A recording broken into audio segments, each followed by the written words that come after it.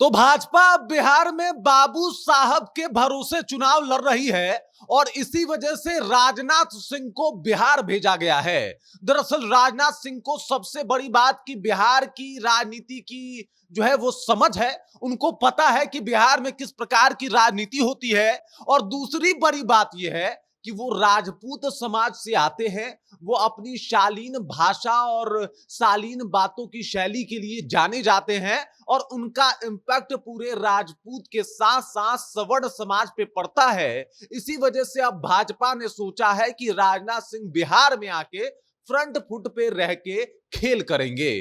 पूरी कहानी आपको समझाऊंगा और किस तरीके से राजपूत भरोसे भाजपा अब चल रही है ये भी आपको समझाऊंगा, लेकिन उससे पहले मेरा परिचय जान लीजिए। मेरा नाम है रजत और आप जनता जंक्शन देख रहे हैं। आपको बता दूं कि भाजपा ने अब अपने केंद्रीय मंत्रियों को बिहार भेजना शुरू कर दिया है।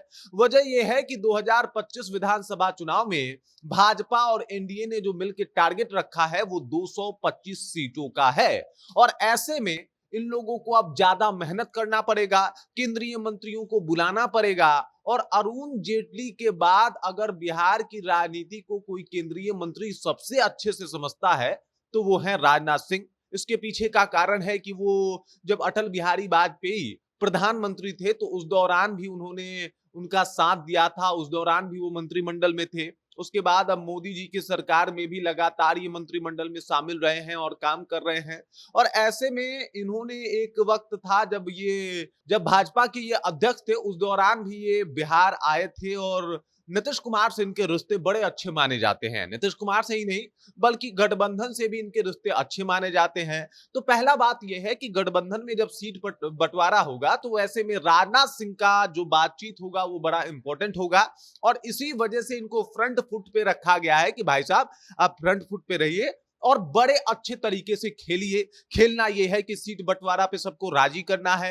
नीतीश कुमार भी आपके मित्र हैं और बाकी पार्टियां भी आपकी बातें मानती हैं, तो ऐसे में राजनाथ सिंह इंपॉर्टेंट भूमिका निभा सकते हैं। और दूसरी बात यह है कि वो राजपूत समाज से आते हैं और बिहार में राजपूत समाज का जलवा आप इस बात से समझ सकते हैं कि 2020 में 28 राजपूत विधायक बिहार से चुन के विधानसभा गए थे। 28। अब आबादी के ऊपर आप आइएगा तो आपको समझ में आएगा कि आबादी उतना नहीं है, लेकिन राजपूत समाज का इंपैक्ट कितना है आप इस बात से अंदाजा लगा सकते हैं। आपको बता दूं कि राजपूत समाज की आबादी है 3.45, लेकिन इनका जो विधानसभा में हिस्सेदारी है वो बहुत ज्यादा है। और 2020 के विधानसभा में देखने को भी मिला था कि भाई साहब राजपूत समाज किस तरीके से बिहार चुनाव में इंपैक्ट डालता है। मतलब आप समझिए कि कई नेताओं को जो है वो टिकट, बीजेपी ने तो 21 राजपूत नेताओं को जो है वो टिकट दिया था, जिसमें से आपको बता दूं कि 15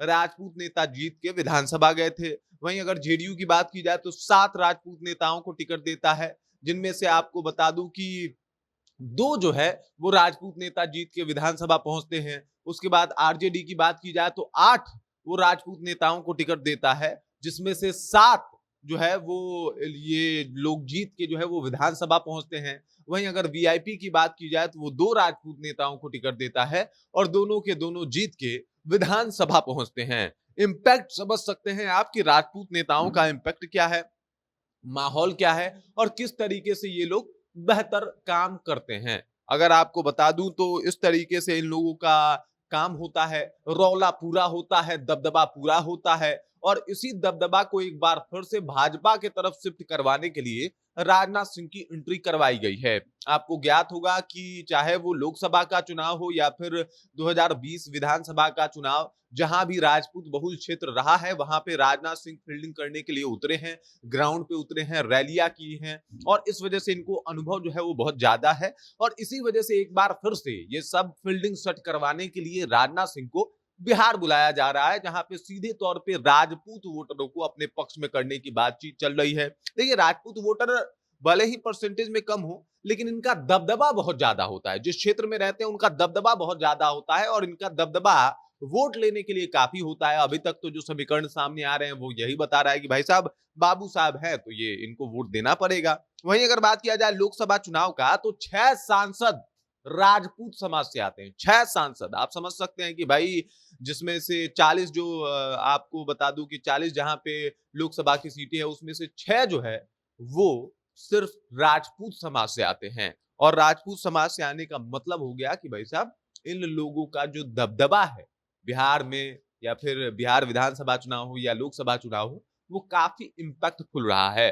और भाजपा चाहती है कि राजनाथ सिंह के भरोसे ये सब कुछ साधा जा सके और राजपूत समाज जो है इनको आगे लेके आए। और जिस तरीके का इम्पैक्ट हर विधानसभा चुनाव में इनका देखने को मिला है इसका फायदा पूरा का पूरा भाजपा को मिले। और ऐसे में जहां पे 3 आपको बता दूं कि 3-5 इनकी जो है वो इनकी इनका पूरा जो है वो वोट है, यहाँ पे राजपूत समाज की आबादी है।